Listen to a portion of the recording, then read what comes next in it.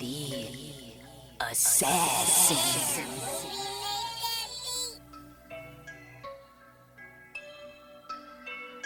You know I break necks, call me Jack Tate. I have no regrets while your life is fading. I'm a crazy fuck equivalent to Satan. When I'm behind the mic, I feel like the greatest. You know I break necks, call me Jack Tate. I have no regrets while your life is fading. I'm a crazy fuck equivalent to Satan. When I'm behind the mic, I feel like the greatest. What up, y'all? You're listening to Sports Talk with Tropp, and I'm your host, Katie Tropp. Well, what a week of sports we had. We have a lot of ground to cover today, so let's start off on Monday night when we had the national championship versus Michigan versus Washington. The first half actually was kind of close. I mean, it looked like it was kind of going to be a runaway from Michigan, but then they just kind of stalled out on a few drives. But the second half started and Michigan just rolled. I mean, their defense played great. Their offense played great. Their quarterback played great. But their ground attack was what really got the job done. Michigan ended up winning the national championship 34-13. Running back Edwards had 104 yards on the ground and 2 touchdowns. Blake Corum had 134 yards on the ground and 2 touchdowns. So both of their running backs went over 100 yards and had 2 touchdowns apiece. That's just kind of how that game went for them. Defensively, they just really took it to Washington.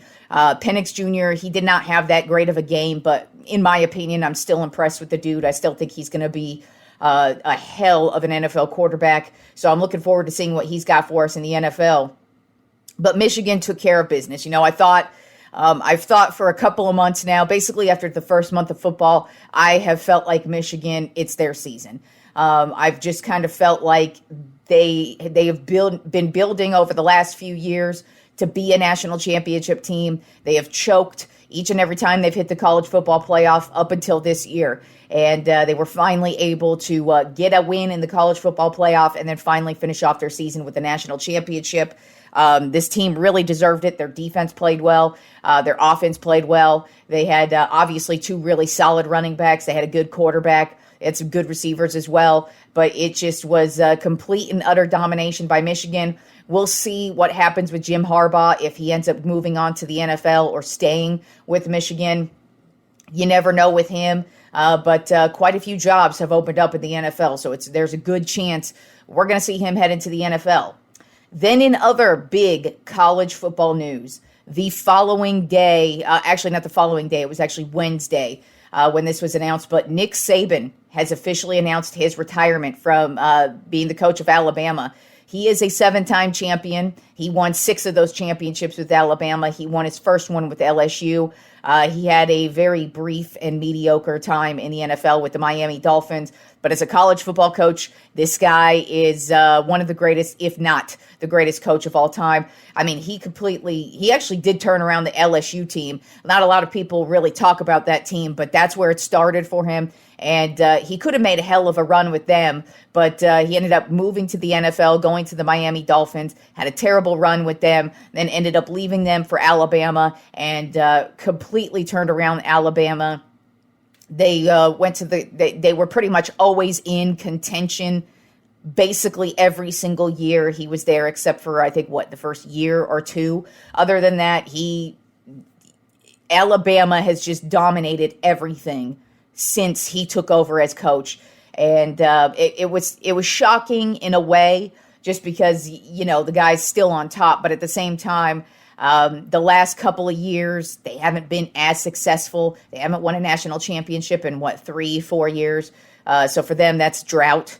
But then also this year, you could tell it was a difficult season for them. And even though they made the national champion, or they made the college football playoff, they actually played pretty well in that game. Could have potentially made it to the championship, but they did fall short. And you could just kind of tell it was a very, very difficult season. And not that he hasn't had difficult seasons before, but it's just like, dude's 72, 73, something like that. So he's up there in age. And he's accomplished pretty much everything you can accomplish as a coach.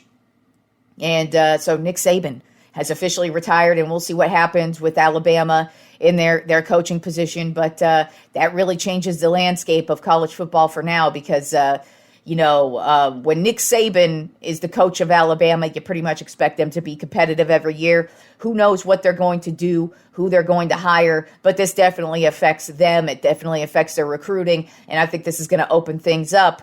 Especially now that we have Texas and Oklahoma coming into the SEC this next season. I think Alabama is probably going to start to fall back just a little bit, and we might have some new takeover here in college football. So moving on to the NFL, and we have us the wild card playoffs this weekend. I love when the playoffs begin for the NFL. There is nothing better than playoff football. I mean, I pretty much say that about all playoffs because there really is nothing better than the playoffs. It's just always great to watch playoffs in every sport. But man, football, I love football. And so, of course, I love football playoffs the most. They are bittersweet, though, because it's just like after the first 2 weeks, after wild card and divisional round, once we get to the conference championship, it's like we don't have as much football starting our day. Football doesn't start until 3 in the afternoon and during the conference championships. And then the Super Bowl doesn't start till 5 in the afternoon. It's just, it's bittersweet, but I'm excited, of course, because my Dallas Cowboys are still in it. And I definitely think they have a shot at winning the Super Bowl. I know, of course, the haters are like, not really, but sorry, everybody who has made the playoffs has a shot. That's the way the playoffs works. El stupido. So let's get right to it. All the wild card matchups. First of all, the bye weeks go to the San Francisco 49ers and the Baltimore Ravens, so they will not be playing this weekend. They will be resting up and probably watching the games to see who their next opponents will be next week in the divisional round. But let's start it off with the wild card round, starting with Saturday. We have 2 games on Saturday, 3 games on Sunday, and a Monday Night Football game for the wild card round. So the first Saturday matchup, we get the Cleveland Browns at the Houston Texans. Right now, the Browns are a 2.5-point favorite. This Browns team has been one of the biggest surprises, mostly because of all the injuries that they have had to overcome. But Joe Flacco came right off the couch and has been playing like he hasn't missed a step. And he's really provided a huge spark to this offense. He has found a great rep with Amari Cooper and David Njoku. This offense has looked really, really well with Joe Flacco. And then you turn into the defensive side of things, they have held it down. This is why they are in the playoffs, is because this defense is one of the best in the league. Myles Garrett cannot be stopped. You basically need all 5 offensive linemen to block that dude, and he's still going to get a sack or a fumble. The guy is like a Terminator on the field. He's just huge. He's a beast, and I feel like he is going to be a problem. I love what the Houston Texans have done this season. C.J. Stroud has been so fucking phenomenal to watch. D'Amico Ryans taking over as the coach has really turned this team around. The defense, they've been playing pretty solid. But the thing about the Texans is you can tell that they still have growing pains, and I feel like that's going to show in this one. Just because Joe Flacco is playoff Flacco. He is great in the postseason. As a matter of fact, he is tied with Tom fucking Brady. Yes, the greatest quarterback of all time. Joe Flacco is tied with him for the most road wins in playoff history. So if Joe Flacco wins this game on the road, he will surpass Tom Brady. So that says a lot about how well he plays in the playoffs.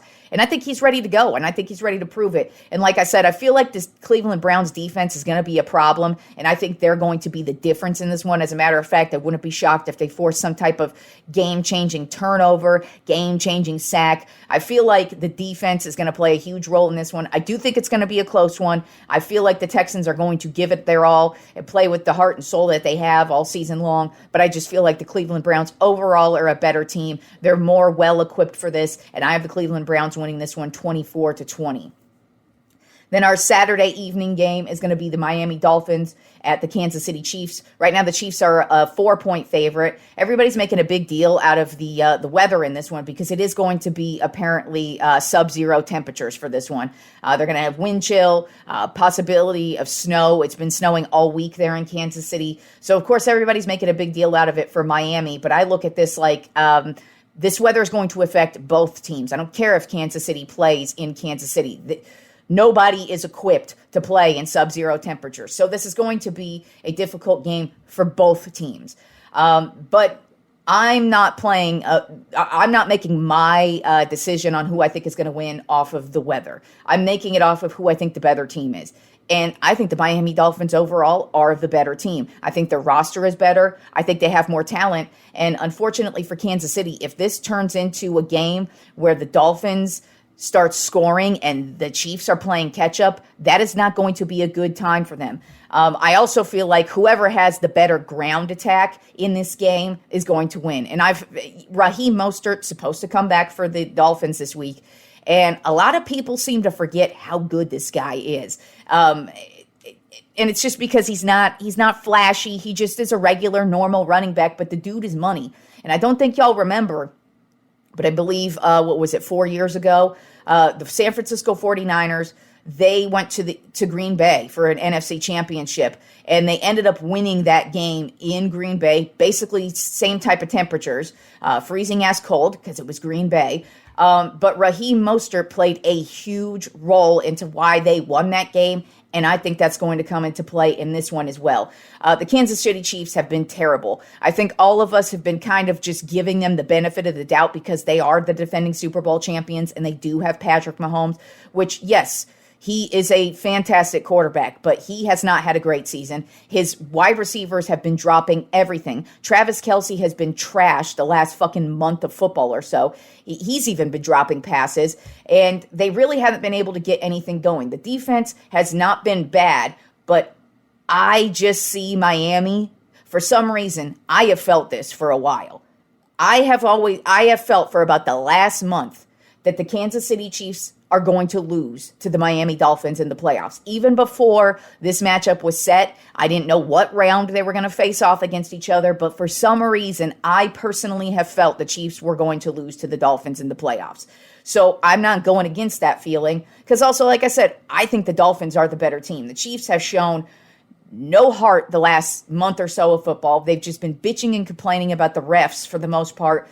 And they just are not an overall good team. They're terrible in the red zone. They've had issues with turnovers, and they haven't even had a really complete game this season where they've kicked somebody's ass. And so while I think this is going to be a close game, I feel like the Chiefs are going to be playing catch up, and it's going to be too much for them in the end. And I do think the Dolphins are going to have a good ground attack. I think Raheem Mostert is going to be the reason why the Miami Dolphins win this game. And I do have the Dolphins winning this one 28-23 and sending the Kansas City Chiefs home in the first round of the playoffs.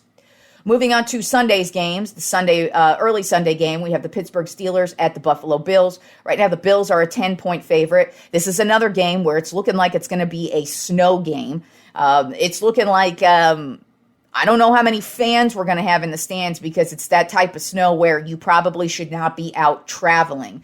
But it is Buffalo. I come from Reno, Nevada, where it snowed a lot. And when it snows, you just are kind of used to it. So, And Buffalo is used to it. They are used to this kind of snow. So I wouldn't be shocked to see the stands packed. But it's definitely going to be a cold and snowy game in Buffalo. With that being said, I don't think it matters what the weather is going to be like in this one, because Pittsburgh backed their way into the playoffs. They pretty much are lucky to be here. Their offense, not good. And TJ Watt, unfortunately, is not going to be playing in this one. And he is the only reason why they have gotten any wins this season. He is why they are here in the playoffs. So without TJ Watt, I have even less faith in the Pittsburgh Steelers. The Buffalo Bills, on the other hand, they're at home. They've been one of the hottest teams heading into the playoffs, and just they're a far superior team than the Steelers. I don't even feel like this is going to be a close game at all in any way, shape, or form, no matter what the weather is. I have the Buffalo Bills blowing out the Steelers 30-17. Then the afternoon game on Sunday is the Green Bay Packers at the Dallas Cowboys. Right now, the Cowboys are a 7.5-point favorite. The Packers have had their ups and downs all season long.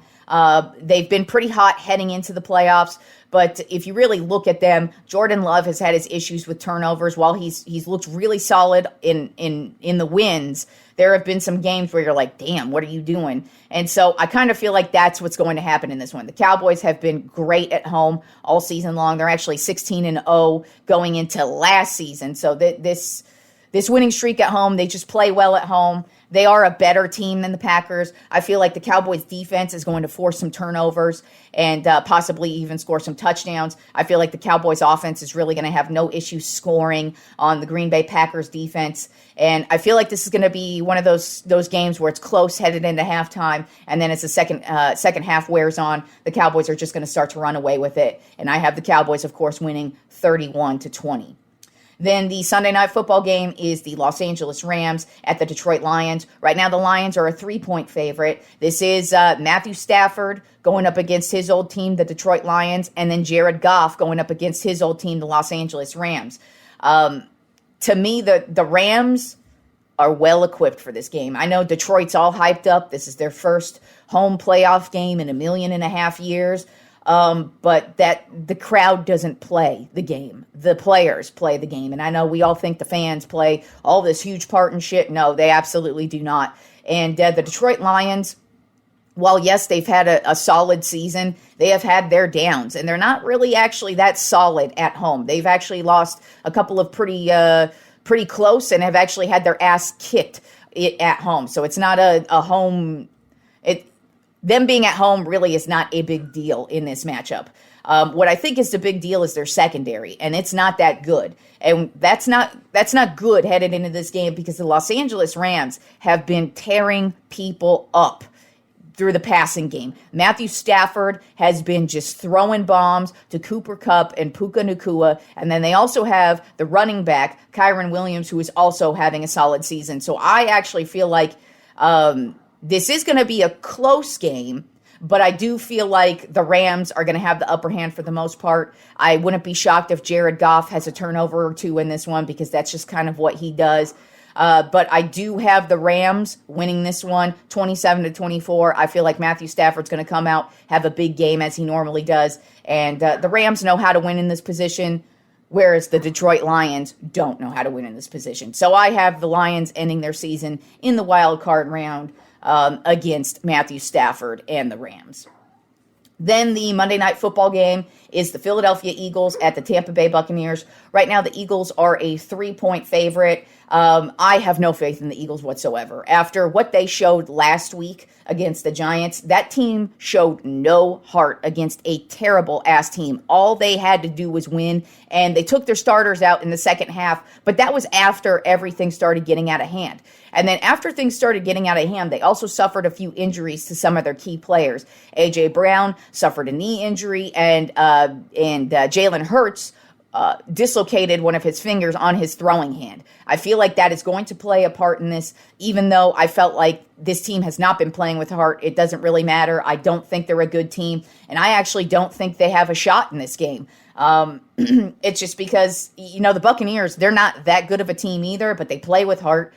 You could tell that they really want the wins, and they go hard every single game, whereas the Eagles don't, especially with what they did last week. I just don't. The Eagles have not been good for about the last month and a half of football. Ever since they got their asses beat by the San Francisco 49ers, this team has taken a nosedive. Even in the couple of wins that they got, they were barely wins. They barely beat the Giants a couple weeks ago, and then they got their asses smashed by the Giants last week. So this team is in a complete disarray. They're not playing team football, and you could just kind of look at them, and you could tell that they've pretty much already packed up and gone home, whereas the Bucs, like I said, they're playing with heart. Mike Evans is playing well. Their defense is playing great. And I just kind of feel like Baker Mayfield's going to put together a pretty solid game here. I don't think it's going to be a high-scoring game. As a matter of fact, I think it's going to be kind of a boring game, more of a defensive game. And I have the Tampa Bay Buccaneers winning 17-10. So, yeah, I have 3 upsets this week. I have the Dolphins over the Chiefs, and the Rams over the Lions, and the Eagles over the Buccaneers. But that's just because, I'm looking at it from a football perspective and not really a lot of people look at the Chiefs and the Eagles and are just kind of giving them the clout off of last season. And I'm sorry, this is this season, not last season. Who cares if they went to the Super Bowl last year? They ain't playing that well. And yes, like I said, everybody's got a shot in this one, but I took 3 upsets this week just because I'm just looking at the matchups, and that's the way I see it. Now, let's move on to my playoff predictions overall and who I think is going to win the Super Bowl from here. So I just already said basically who I think is going to win the wild card round. In the AFC wild card between Cleveland versus Texans, I have Cleveland winning. Kansas City versus Miami, I have Miami winning. And Pittsburgh versus Buffalo, I have Buffalo winning. In the NFC wild card matchups, I have in the Green Bay versus Dallas matchup, I have Dallas winning. The Los Angeles Rams versus Detroit, I have the Rams winning. And then Philadelphia Eagles versus Tampa Bay, I have Tampa Bay winning. So my divisional matchups are as such. In the AFC, I have Miami versus Baltimore. So I have Baltimore winning that matchup. And then the Cleveland Browns versus the Buffalo Bills, and I have Buffalo winning that matchup. In the NFC divisional matchups, I have Tampa Bay versus Dallas. I have Dallas winning that matchup. And then the Rams versus San Francisco, I have San Francisco winning that matchup. So my AFC Conference Championship matchup would be the Buffalo Bills versus the Baltimore Ravens. I have the Ravens winning that matchup. And my NFC Championship game would be my Dallas Cowboys at the San Francisco 49ers. And, of course, I have the Dallas Cowboys winning that matchup. So my Super Bowl 58 matchup, I have the Baltimore Ravens versus the Dallas Cowboys. And, of course, I have the Dallas Cowboys winning that matchup, not only because I'm a fan, but I actually, at the beginning of the season, my Super Bowl matchup prediction was the Kansas City Chiefs versus my Dallas Cowboys, with my Cowboys winning. So I got to stick with my early season pick, as well as I'm a Cowboys fan and I'm believing in my team all the way till the motherfucking end. So we'll see how the playoffs turn out. Everything starts this weekend. We have 3 jam-packed days of football, and I am looking forward to it. Now, on the downside of the football news, we had 3 more firings this week as the week rolled on, beginning with the Tennessee Titans firing Coach Mike Vrabel. Then we had the surprise of the week, the Seattle Seahawks firing Pete Carroll. And then the not-so-surprising news, but still shocking, Bill Belichick was fired from the New England Patriots. I know they like to say it was amicable and blah, blah, blah, but at the end of the day, these were all firings. And so we have, even though Bill Belichick was fired just yesterday, they actually announced this morning that Gerard Mayo is taking over as the head coach for the New England Patriots. So it looks like they already kind of had that in place. As a matter of fact, in his contract, I believe back in 2019, they kind of signed a clause that said, basically, you're going to be taking over for Bill Belichick if things work out the way they do. And that is what's happened. So Gerard Mayo has now officially taken over as the head coach of the New England Patriots. And the New England Patriots dynasty, even though we already thought it was over when Tom Brady moved on a couple of years ago, it is officially over because Bill Belichick is no longer the head coach of the New England Patriots. I'm sure he's going to be finding a new job here pretty soon. I don't know how long he's going to be holding out for. There's possibilities that openings could happen after some of these playoff teams lose. So we'll see what happens with Belichick, but he's most certainly probably going to get another job.